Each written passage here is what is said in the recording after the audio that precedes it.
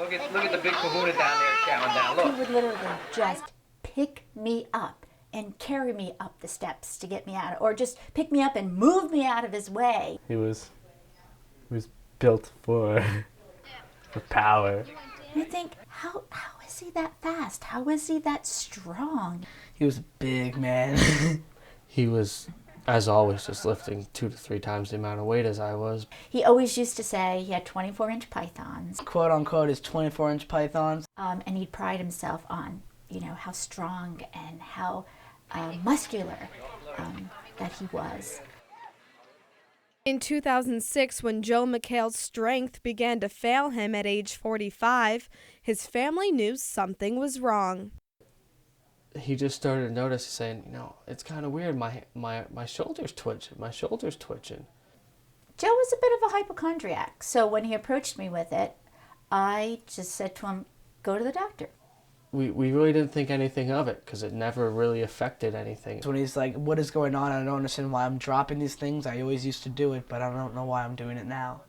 He could actually see the atrophy of the muscle in his right hand. He started just losing simple things like holding the top of a cup, he'd just drop it. We were having lobster, and he tried to smash the claw, and he couldn't do it because his hand cramped. I think that was the first time. As time passed, the problem continued to get worse. A few months later, a specialist diagnosed him with the worst disease possible, ALS. When it started occurring in other parts of his body, like his legs, at the same time, that's when the big scare started coming in. ALS is a disease where the voluntary muscles lose the ability to receive messages from the brain, which causes the muscles to deteriorate and waste away, eventually making it impossible to breathe. It was especially hard for his family to watch him lose control of his body because for so long, sports had been a huge part of his life. Dad was probably one of the best baseball players that I've ever known. He could pitch a baseball better than anyone that I had ever seen or dealt with. He used to pitch hundreds of pitches each day for batting practice. Most of our married life, he was a coach for not only his children, but a lot of kids in Emmaus. I played 110-pound football. It was a club sport, and before every practice, we'd run around, warm-ups. We'd be running, and Dad would stand in the middle of the field.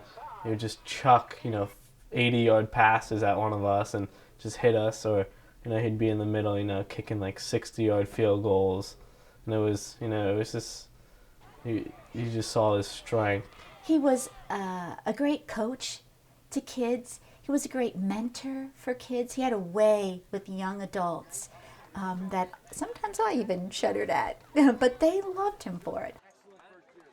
Everyone knew time was limited, so being together became more important, especially family vacations. And for this family, that meant the beach. I guess everybody picks a vacation spot. We started off in Ocean City, Maryland. I remember as a young child in a little hotel room and going down to the beach. We would always try to play like frisbee or football, and we'd be throwing it over top of his head and just to the left in the ocean, and he would just throw it right in our stomachs. Every morning, he would wake up at the crack of dawn and load up with two umbrellas, as many chairs as he could carry, and trek on down and get our spot at the beach. I remember mostly, just him and his big belly sprawled out, on a chair sleeping. We'd be down on the beach, and he always would be out there on the boogie board and having the big kahuna contest, trying to see who could surf the biggest wave. I'm not sure we would have done everything we have done in the last 4 years if it wouldn't have progressed this rapidly. We would have just went day to day, and I don't think we truly appreciated each other's qualities until you're posed with death. Our final big family vacation that we all went on together was, we went down to Dominican Republic and did something that was completely out of the box for us. And it was almost like a symbolism of change. Life was going to change, but it's okay. When someone says to you, you have an incurable disease, that really makes you reevaluate your life. What is it that is important? And you better say it and do it then and not hold off to the end. Those happy memories helped keep the family going during the final stages of his life. Everybody's suffering with you, Joe. Right with you. Caregivers became part of the family those last few months, but the important part was that those months were spent at home. You don't think you're going to make it? It was hard for everyone, but the awful memories weren't the ones that stuck. I'll remember Dad for his, athletic ability. I'll remember him for his strength, his power, physically, mentally, emotionally. But I'll also remember Dad for, towards the end, Dad changed as a person because of this, and different memories have different thoughts. Every time I take a shower, I'll remember being there to help him and help him take a shower and get dressed in the morning. I think I would want to remember Joe as that fun, loving, make people laugh, cracking jokes. Goes up to your shoulder, baby. Look at that. All right. She's not gonna fall. Daddy won't let her fall. Drinking.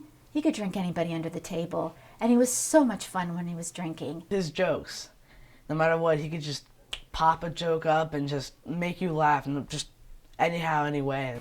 And what do you do when your nose goes out on strike? Pick it. Yeah, pick it. Very good. He loved his kids, and he was very proud of them. There he is with his new rattle from Vita and Ryan. And there he is, the Austonian.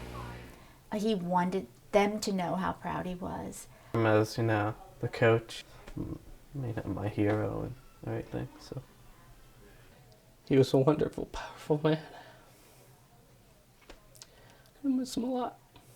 He was a great guy, and I think if you look at his pictures and look at his face, his smiles, and his beautiful eyes, I think you can see there was a guy who loved life, lived life to the best he could, and when he couldn't, he gave it one last shot. One last shot.